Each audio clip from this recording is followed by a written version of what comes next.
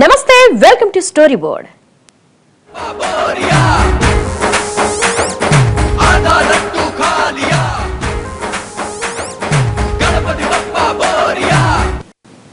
వక్రతుండ మహాకాయ కోటి సూర్య సమప్రభ నిర్విఘ్నం కురుమేదేవా సర్వకార్యేషు సర్వదా. ఇది ఆ ఏకదంతునికి మనం చదివే తొలి పూజా శ్లోకం. సకల విజ్ఞాలను హరించే నాయకుడు ఇప్పుడు ఆధునిక పోకడలతో అతలాకుతలమైపోతున్నాడు. ప్రకృతి ఒడిలో సేద తీరాల్సిన బొజ్జగణపయ్య ఇప్పుడు వెరైటీ రూపాల్లో దర్శనమిస్తున్నాడు.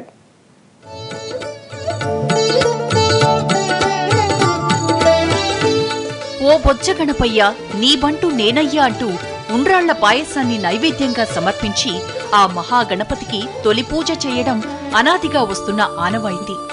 స్వాతంత్ర్య ఉద్యమ వేళలో సమాజంలో ఉన్న అందరినీ చైతన్యపరచడానికి నాటి స్వాతంత్ర్య సమర యోధుడు బాల్ గంగాధర్ తిలక్ ముంబైలో ప్రారంభించిన గణపతి వేడుకలు నేడు దేశవ్యాప్తంగా నగరాల గల్లీల నుంచి పల్లెల వరకు మారుమోగుతూనే ఉన్నాయి.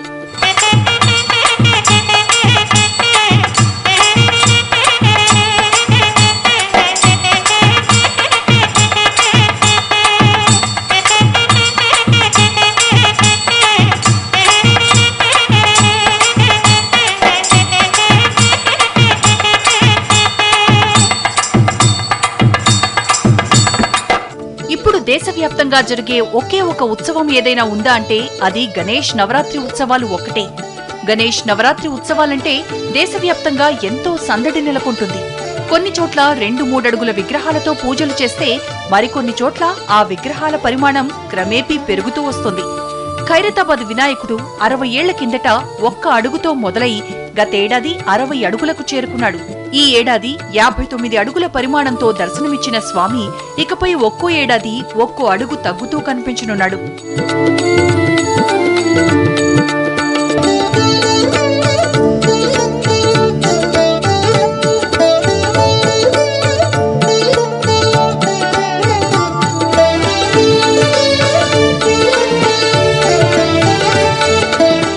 దేశవ్యాప్తంగా ఈ గౌరీ తనయుడు అనేక రూపాల్లో, అనేక పరిమాణాల్లో, లక్షలాది మండపాల్లో కొలువు తీరుతూ కోట్లాది మంది భక్తుల పూజలందుకుంటున్నాడు. ముంబైలో అయితే ఏకంగా బంగారంతోనే గణపతిని అలంకరిస్తారు. ఈ మండపం ఖరీదు 250 కోట్ల రూపాయల వరకు ఉంటుందని అంచనా. అంతేకాదు, ఈ మండపానికి ఏకంగా 25 కోట్లు పెట్టి ఇన్సూరెన్స్ కూడా చేయిస్తారు. ఇలా దేశవ్యాప్తంగా గణేష్ రూపాలు అందరినీ ఆకట్టుకుంటూనే ఉన్నాయి.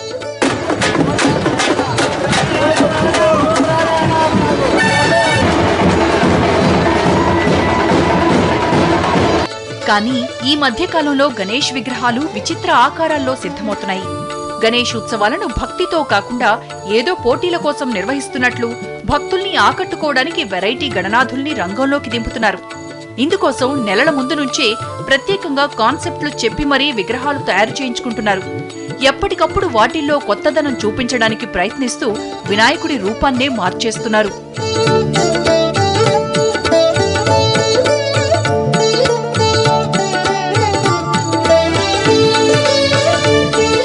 ఈ ఏడాది హాట్ టాపిక్ అయిన బాహుబలి సినిమా చుట్టూ ఎన్నో వినాయక విగ్రహాలు రూపుదిద్దుకున్నాయి. బాహుబలి వినాయకుడు, భల్లాలదేవ వినాయకుడు, శ్రీమంతుడు వినాయకుడు, ఇలా ఎన్నో విచిత్ర రూపాల్లో నేటి తరం గణనాథుడు నేటి తరం భక్తులకు దర్శనమిస్తున్నాడు.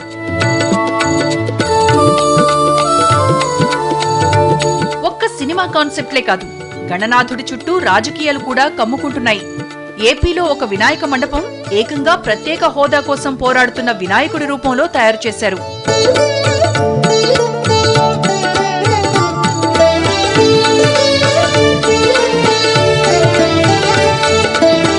ఇంకో చోట ఏకంగా బైక్ మీద వినాయకుడిని కూర్చోబెట్టారు.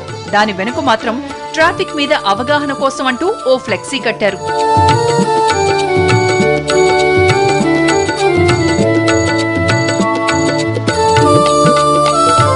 మరో చోట ఏకంగా బొజ్జగణపయ్యను కాస్త 6 ప్యాక్ గణపతిగా చూపించారు. కండలు తిరిగిన శరీరంతో నీలి రంగుతో భారీ గణపతి రూపొందించిన ఈ విగ్రహాన్ని చూస్తుంటే గణేష్ మండపానికి వచ్చినట్లు కాదు, ఏదో జిమ్కొచ్చినట్లు భక్తులకు కనిపించింది. ఇలా ఇష్టానుసారంగా వినాయకుడి రూపాల్ని తమకు నచ్చినట్లు మార్చేసి ఇదేదో పోటీ అన్నట్లుగా పిచ్చి పిచ్చిగా తయారు చేయడం భక్తికి కాదు పిచ్చికి పరాకాష్ట అన్న విమర్శలు వినిపిస్తున్నాయి.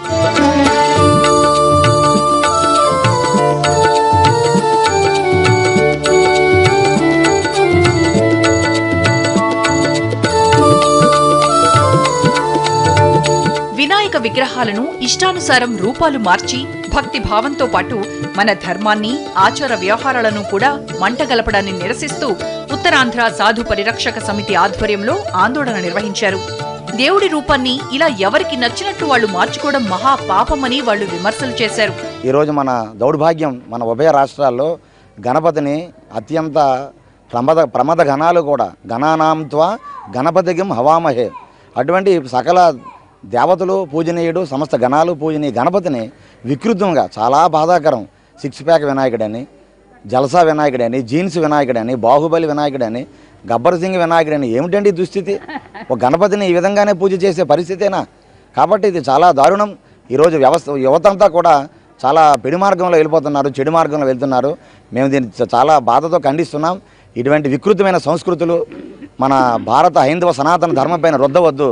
ఒక దేవుణ్ణి దేవుడిగా చూడండి, ఒక భగవంతుని భగవంతుడిగా చూడండి. అంతే తప్ప మన అవసరాలకి, మన స్వార్థం కోసం, మన విందులు వినోదాల కోసం గణపతిని ఆలంబనగా చేసుకొని గణపతిని వాడుకుంటూ ఇలాంటి అప్రతిష్ట పాలు చేసి ఇప్పటికే వర్షాలు లేక దుర్భిక్ష పరిస్థితుల్లో రైతాంగము, వ్యాపార రంగము అతలాకుతలం అయిపోతుంది. ఈ సందర్భంలో ఇలాంటి అమానుషమైనటువంటి వికృతమైనటువంటి డ్యాన్సులు, అశ్లీలమైనటువంటి నృత్యాలు తాగుతూ తూగుతూ గెంతుతూ ఉంటే గణపతి ఆగ్రహానికి గురి అవుతాం. మన పురాణాలు, వేదాలు చెప్పిన దానికి పూర్తి భిన్నంగా ఇలా దేవుడి రూపాన్ని మార్చి విగ్రహాలు తయారు చేయించడం భక్తి అనిపించుకోదని, ఇలాంటి అతిపోకడలకు వెళ్తే దాని ప్రభావం తిరిగి మనకే తగులుతుందని, ఇది మానవాళి మనుగడకే ముప్పు తెస్తుందంటున్నారు స్వామీజీలు. శాస్త్రాలన్నీ చూసి వాళ్ళు నియమించాలి, దేవతా పూజలు చేయాలి. అందుచేత ఏ సాంప్రదాయము, ఏ శాస్త్రము లేకుండా వాళ్ళ ఇష్టానుసారంగా ఆ ప్రతిమల్ని నియమించడం అన్నటువంటి చాలా తప్పు. విఘ్నేశ్వరుణ్ణి పూర్వం నుంచి ఆరాధిస్తున్నారు, ఇప్పటికే ఆరాధిస్తున్నారు. పూర్వం రోజులు ఆరాధించినటువంటి దీంట్లో పవిత్రత, ప్రేమ, భక్తి, విశ్వాసము గణనీయంగా ఉండేవి. అవి రాను రాను ఈ మధ్యకాలంలో యువతలో దుష్ప్రభావాలు పెరిగి పూర్తిగా వాటిని వ్యతిరేకరిస్తూ లేనిపోని చండాలమైనటువంటి భావాలతో, వికృత రూపాలతో, మరి విన్యాసాలతో ఈ వినాయక నవరాత్రులు జరుపుతున్నారు. దానివల్ల సమాజాన్ని, మన సంస్థని, మన వ్యవస్థని, మన ధర్మాన్ని చాలా వ్యతిరేక పరిస్థితి జరుగుతుంది. ఇకనైనా భక్తులు ఇలాంటి వింత పోకడలను మానుకోకపోతే అరిష్టం తప్పదంటున్నారు. భక్తిని భక్తి రూపంలోనే చూడాలంటున్నారు. నిరాకారుడైన భగవంతుని రూపాన్ని వేదాలు, పురాణ ఇతిహాసాలు చెప్పినట్లుగా పూజించాల్సిందే కాని తమకిష్టం వచ్చినట్లు పూజిస్తే అది అనర్థదాయకమని హెచ్చరిస్తున్నారు. గణేశ అన్న భావం ఏమిటంటే, గణ అంటే నారాయణుడు, రుద్రే అంటే శంకరుడు, అలాగే బ్రహ్మ విష్ణు శంకరుడు ముగ్గురు కలిసిన వంశతో అది సాక్షాత్ పరంబ్రహ్మ విష్ణు స్వరూప. అలాంటి విష్ణుకి విష్ణు ప్రకారంగా మనం శాస్త్ర పద్ధతి ప్రకారంగా మనం చేయడమే మానవ ధర్మము, మానవ కర్తవ్యము. కానీ అలాంటివి విష్ణుకి ఇతర భావంగా మనం చేయిస్తే మరి తన తాలూకా ఫలితము మనకి రావు. ఈరోజు అది అనేక రకాలుగా ఈ లడ్డు విఘ్నేశ్వరుడని, జలసా విఘ్నేశ్వరుడని, లేకపోతే బ్రాందీ విఘ్నేశ్వరుడని, ఇస్కీ విఘ్నేశ్వరుడని ఇట్లాంటివి ఎన్నెన్నో పేర్లు పెట్టి అది చాలా దూషణభూషణాలు చేస్తున్నారు. అది చాలా మహాపాతకం. ఎందుకంటే ఇప్పటికే క్లిష్ట పరిస్థితుల్లో ఉంది దేశం. అనేకమైనటువంటి కష్టాల్లోనూ మనం ఉన్నాం. ఆది గురువైనటువంటి అతన్ని కానీ మనం తోలనాడితే నిజంగా మనం ఎన్నో కష్టాలు పడవలసి వస్తే. ఒక్క స్వామీజీలే కాదు, చాలా మంది భక్తులు కూడా ఇలాంటి వెరైటీ వినాయకుల విగ్రహాలను చూసి కలత చెందుతున్నారు. వినాయక విగ్రహాలను సంప్రదాయబద్ధంగా, శాస్త్రోక్తంగా తయారు చేయించాలని కోరుకుంటున్నారు. వినాయకుడు భక్త సులభుడే అయినంత మాత్రాన ఏ రూపంలో పడితే ఆ రూపంలో పెట్టేస్తారా? అసలు వినాయకుడు రూపం ఎలా ఉండాలి? శాస్త్రాలు ఏం చెప్తున్నాయి? బ్రేక్ తర్వాత చూద్దాం.